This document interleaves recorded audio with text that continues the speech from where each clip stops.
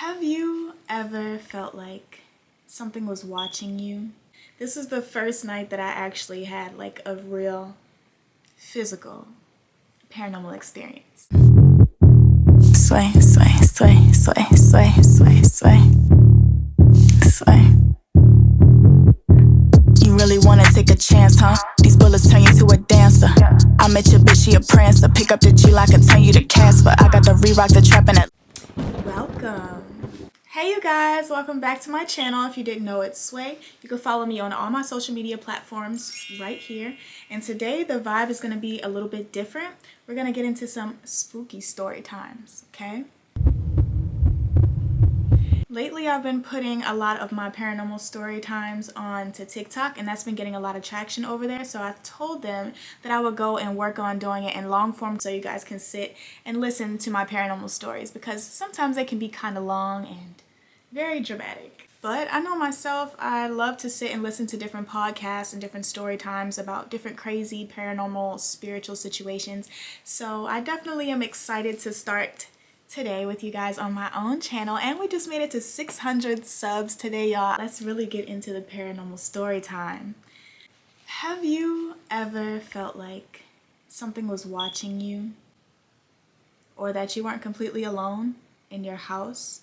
Well, this is the first night that I actually had like a real physical paranormal experience.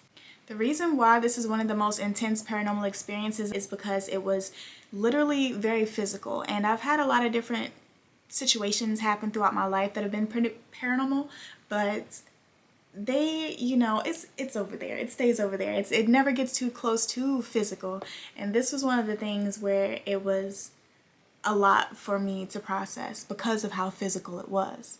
Say physical one more time. About 2011, 2012, I was between the ages of 11 and 12 years old, and at this time I was still living in Baltimore, Maryland with my mother, my brother, and we were staying with my aunt at the time and her two daughters. Now the reason that we were staying with them is because my aunt had ALS. She lost all ability to control and use her arms. So my mother was her primary caretaker, and her daughter, her youngest daughter, was her secondary caretaker. The relationship between all of us was always pretty smooth, very fun. You know, there were some things that were very questionable and some things that I got, you know, I became privy to before I think I should have found out about these things. But they definitely introduced me to a lot of spiritual things and witchcraft related things. So living with them, everything was pretty cool, everything was pretty seamless. A lot of things were kind of questionable, but nothing was worth actually having like any confrontation about, or, you know, having any actual problems. The house itself that we stayed in, it was pretty off when you're just by yourself in the house. Like, we always had a lot going on, there was a lot of good energy, but just walking around the house by yourself and, you know, being in certain parts of the house alone, it was very weird. There were a few hot spots in the house, you know, there would be noises coming from certain things, but this place, it was mostly physical things. Like, it wasn't really like, oh, you hear some creaking noises and nothing really happens. Like, it was some things going on in there that we're really gonna get into. So first of all, the house itself is a duplex, and it's separated into two homes. Okay, so we had the main floor with the living room, kitchen, dining room, and the basement. And our upstairs neighbor, you know, they had the upstairs floor. Just so you can get a lineup, and map out the house with me, okay? I'm gonna bring you into this house with me, okay? You start from the basement, right? You go to the backyard. The backyard isn't even a backyard. It's just a concrete, you know, back terrace type of thing. It's the size of a yard, but it's all concrete, you know? And you come in through the basement door. My aunt's bedroom here. In her room, there is a laundry room. Right outside of her bedroom, there's a bathroom. There are steps going upstairs, and there's a bedroom directly across from her. The bedroom directly across from her is where her youngest daughter slept. That was her bedroom. So as you come up the steps, you come up into the dining area, which is right next to the kitchen, and there is another bedroom to the left, which is my cousin's bedroom. So if I'm coming up the basement steps, and in front of me I see the kitchen, a bedroom door, and the dining room area, and behind me is a bathroom. right? So if I go to this bathroom behind me, inside of this bathroom, there is a walkthrough to the living room. Now it sounds kind of complicated. Hopefully you got it with the way I described it. So in that living room was where I was staying with my mother. It was me and my mother staying in there, and at this time her boyfriend had stayed the night. Just to get the context of how the house is built and what exactly the scenario was. There wasn't anything particular going on this week. We had a number of paranormal experiences in this house. It's pretty normal. I grew up in a lot of paranormal homes in Baltimore. I don't know if it's just me, but it seems like a pretty frequent thing. The night that everything happened. Now, we ended up having a conversation the following afternoon, and we were able to put all of these pieces together. In the first bedroom in the basement, in the middle of the night, my aunt, who we'll call Deborah because she's passed away, my aunt Deborah was sleeping in her bed. Her door was open so people could come in and help her, you know. She heard someone from her doorway say, "Deborah, Deborah."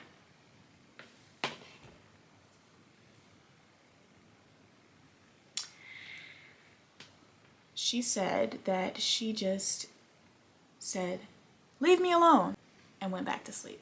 Her daughter, who was sleeping in the room across from her, she heard someone walking up the basement steps.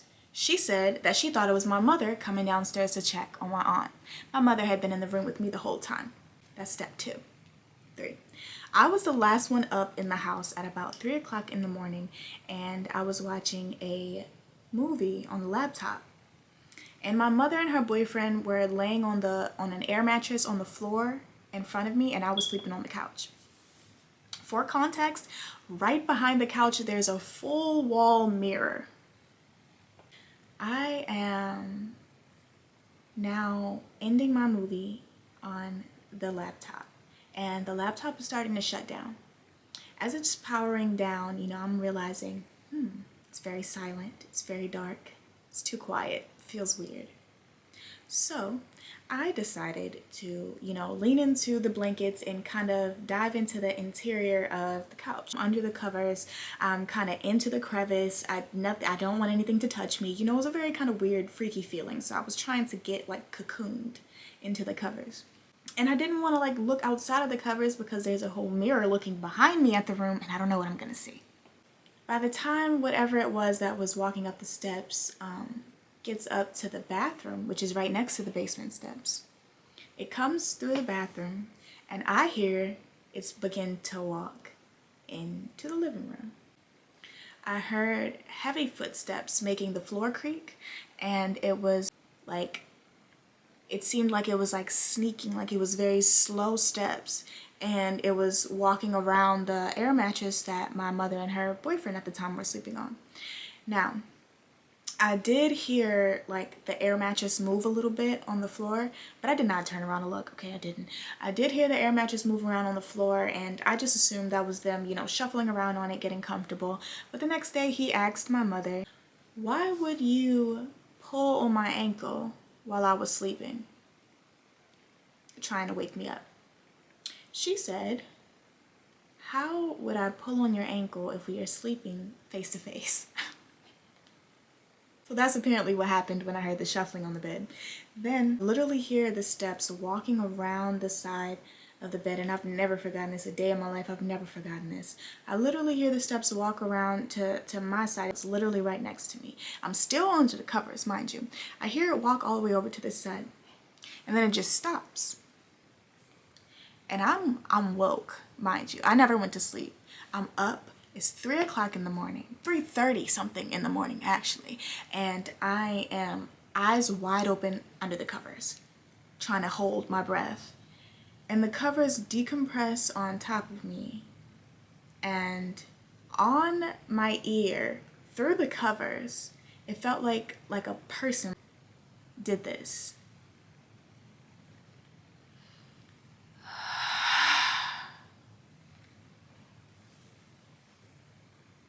Now, notice, you can hear the tone of my voice.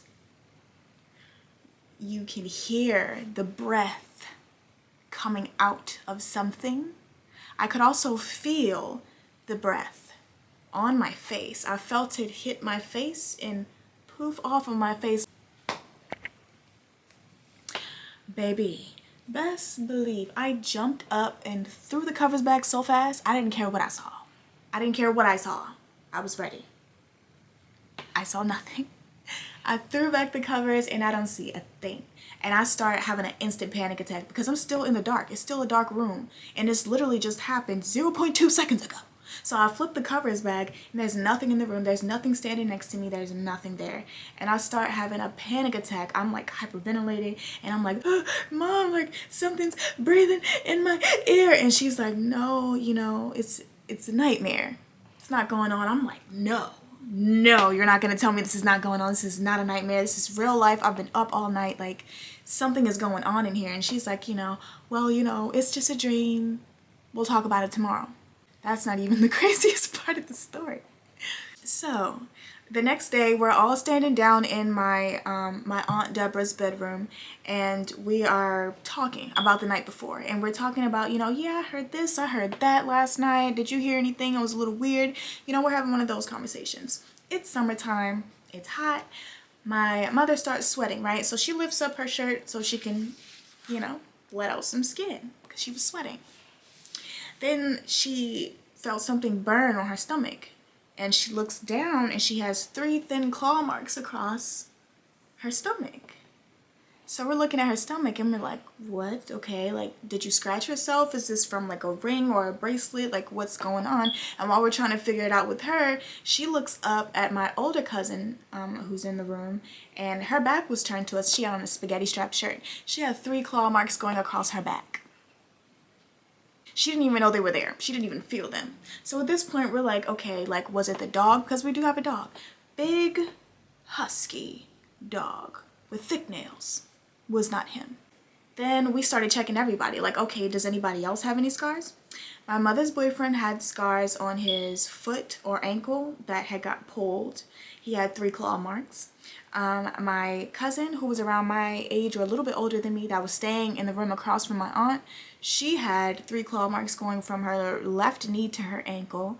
And my aunt, who couldn't use her arms at all, she had really big boobs, right? And women with really big breasts, when they don't wear bras and everything, they hang low. She would wear her muumuu and she would go to sleep. She had a burn mark like somebody had freshly put out a cigarette on her skin, all the way up under her breast, at the base of her breast, underneath of it. She had a burn mark. We did not know how it got there, and nobody knew until they went to wash her up that she even had that right there. She didn't even know that it was right there. So me and my mom, we go back upstairs. We're upstairs, we're sitting in the living room, we're talking about it. We're like, this is really crazy. Like, what do you think is going on here? So I started telling her, like, yeah, they're telling me it's a little boy in here. She's seen a little boy in there too. And as we're having this conversation, the shades, start moving a little bit. So we're like, okay, we stopped talking, we looked at each other. It's like, okay, that was weird. And we keep talking because, you never know. It could be a big truck going by, whatever. And we keep talking, and then the whole, like, TV set starts, like, shaking. And then it stops. We're like, what the fuck? Like, did you see that? And then we look at the dog because he was sitting by the couch and he was scratching himself. And, when you scratch, you do a little vibration. So I'm like, okay, maybe that's him. So we both stopped talking and we're watching him and he's scratching. And then we look back at the thing and it's not moving. So we're like, okay, this is weird. And right as my mother started to laugh, like, what the fuck is going on? The whole house started shaking. The whole house started really shaking, okay? And the whole house is rumbling, everything's shaking back and forth, like things are falling. Like my mother threw open the front door, she's like, you gotta get in the doorway. So I'm standing in the doorway, I don't know what's going on downstairs. They're all on ground level, okay? I'm standing in the doorway and I'm looking at the mirror on the wall and I'm looking at myself in this doorway while the house is shaking and my mother is behind me and she's standing at the front door banishing the demon, okay? My mother is not even religious. She's out here like, this is not your home. You need to leave. Da, da, da. She's trying to get the devil out the house. Okay? And I'm standing there like, this is crazy. And after the last time she said you need to leave, the house stopped shaking. And my mother went directly outside to the neighbors and was like, did y'all feel what was going on? out here? Like, did y'all feel that too? And a lot of people was like, yeah, we felt that too. Like, what's going on? And my cousins downstairs, like, they came upstairs and they was like one of them was like, oh, I thought I was about to pass out. Like, I seen everything like shifting back and forth. Like, I didn't know it was an earthquake. For the first time in the history that I have ever known in Baltimore City, there was an earthquake while we were having this conversation. And every single person that I talked to and I asked, like, what were you doing when that earthquake happened? They were sleeping. They were on the bus. I was having a conversation about demonic activity in my home the night before when it made my whole city shake. Okay? I do not want to attribute it to that negative energy. I don't even want to give it that much power, okay, to say that whatever was in that home made the city shake. But it's a very strange coincidence that everything played out the way that it did, and after that point, things got very strange. For me in particular. And that's a different story time. If you do want to hear that story time, make sure that you comment a ghost emoji down below, and I'll definitely drop another story time about some paranormal experiences I've had. I've had a lot of different experiences and a lot of different angles, and basically you could just say paranormal, supernatural experiences. One thing that I learned that night was to go to sleep. Just go to sleep. Sometimes you're not missing anything when you're trying to stay up and watch something and you know you're the last one up in the house, and sometimes just go to sleep. Sometimes you just don't need to know. And I really don't know what to tell you because I didn't know what to do myself, okay? But what do you think about my experience, you guys? Make sure you put this in the comments below. What do you think about this experience? How does this sound to you? And have you ever gone through anything similar to this? If you have, make sure to leave that in the comments below as well. And if you guys want to, and I get enough stories, I definitely will share some listener stories with you guys about paranormal activity going on in their lives as well. So thank you for watching my video today. If you stayed all the way to the end, I love and appreciate you. Make sure that you comment, you subscribe, you like this video, you do all the things, you share it to your friends, you watch it while you're at work, listen to it on your drive. I don't care what you do, just add me to your roster, baby. Okay? All right. Now I'll see you guys on the next video. Bye!